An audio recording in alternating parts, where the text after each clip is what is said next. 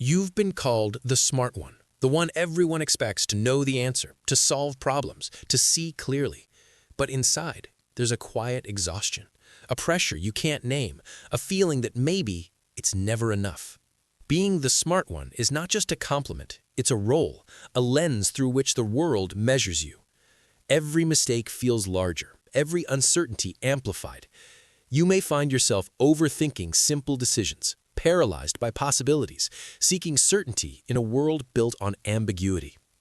This isn't laziness, it's not lack of focus, it's your brain trying to protect you. Psychologists call this cognitive hypervigilance.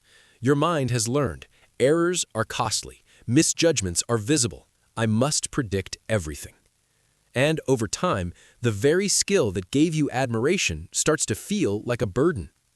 The constant mental calculation, the unseen weight of expectations, the quiet fear of being exposed as ordinary.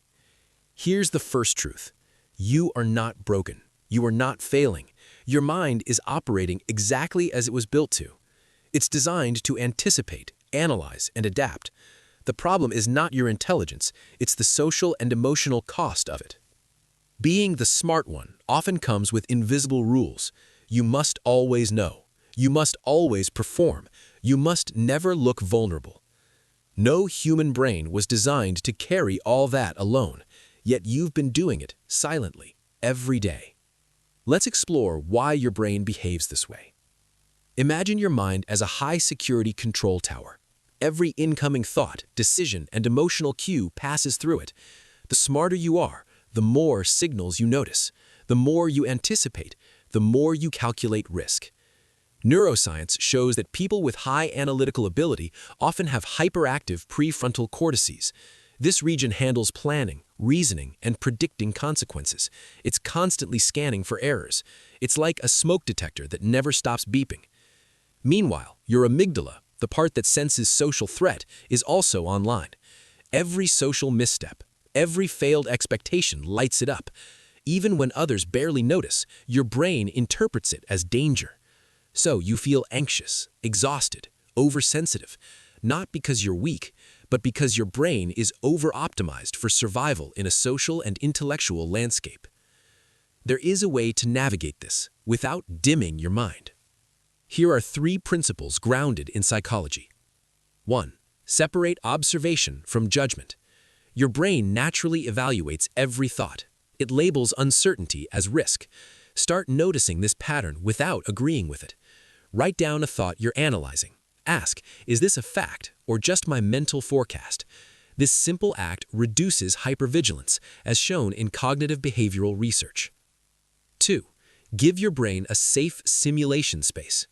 High analytical minds thrive on problem solving, but outside of safe practice, this creates stress. Use structured thought experiments. Example, if you fail, what's the worst-case scenario? Then rate its actual likelihood.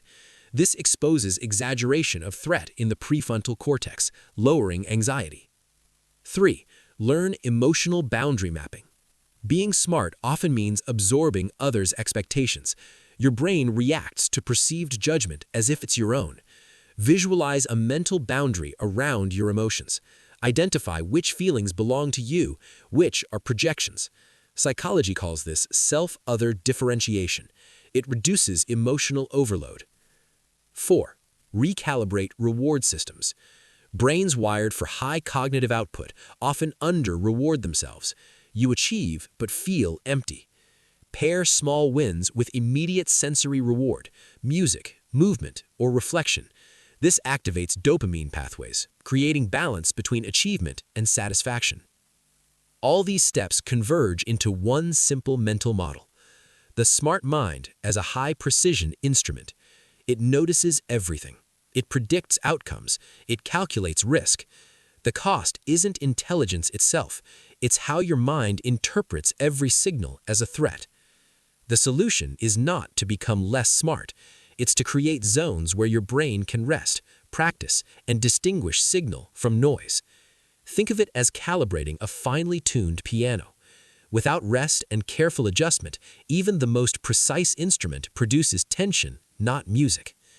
So, the next time you feel drained by your own mind, remember, It's not weakness. It's a sign of intelligence operating at full capacity. Give yourself space. Notice the thoughts.